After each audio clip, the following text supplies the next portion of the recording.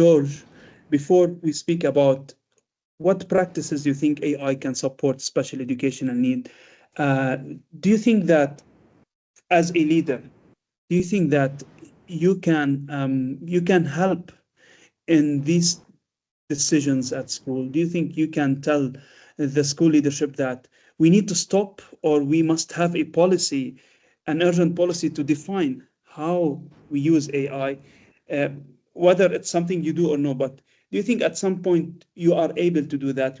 You are able to be part of the decision making around AI policies? Okay, I'm gonna start with the first part of the question, which is I think you asked me about the use of Yeah. AI. So first of all, nowadays when we're hiring, if I'm gonna take it from the administrative part, when we're hiring a new specialist to work with students with special needs, it's usually I'm not going to say overwhelming, but it's a demanding domain where you have to look at the behavioral part, where you have to look at the academic part, and different aspects from this job.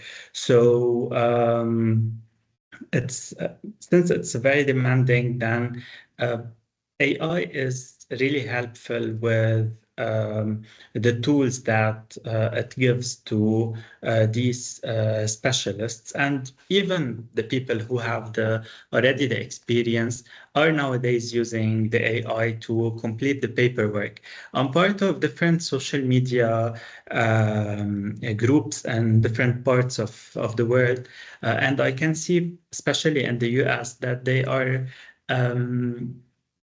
very overwhelmed with IEPs writing, with the communication with the parents, when we're updating the parents, and when you're writing every progress report. So I can say that the AI tools now can help easily people who are working in this domain to reach and to track the goals and to reach what they need to reach and to save their energy and to put it in a different place, which is when they are working with the child and when they are trying to work on a specific behavior or a specific academic barrier.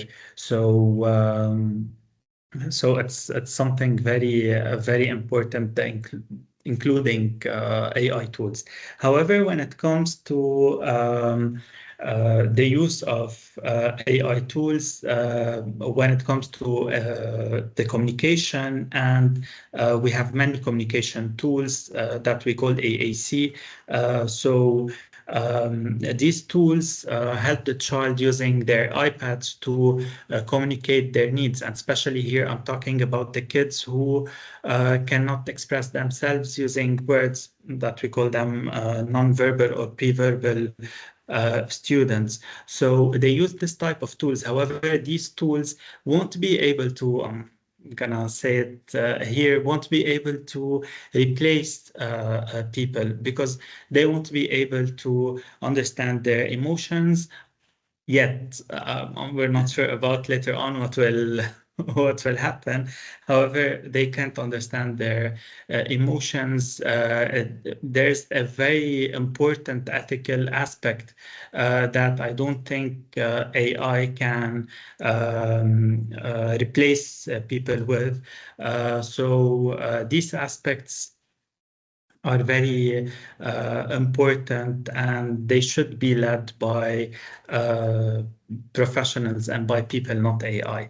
However, we don't know how things will be, and AI systems will be developed from now on. I'm not sure if I missed the second No, no. part of it. I I think answered. you have spoken enough about really the role of AI, and I do agree with you. If AI can save us a lot of time, can be efficient in the products, but definitely we must not miss the human touch on the product and let me say the execution of the plans. So if AI can write the IEP plan for us, definitely we need to understand it well.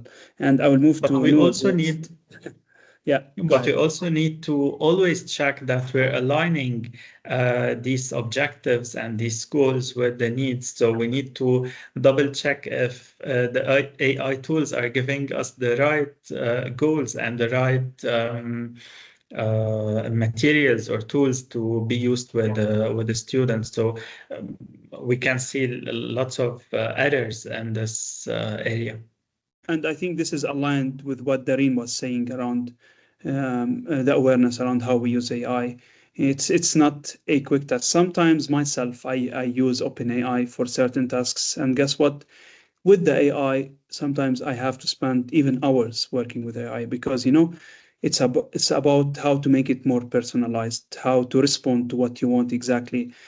So defining what exactly you need from AI is so important.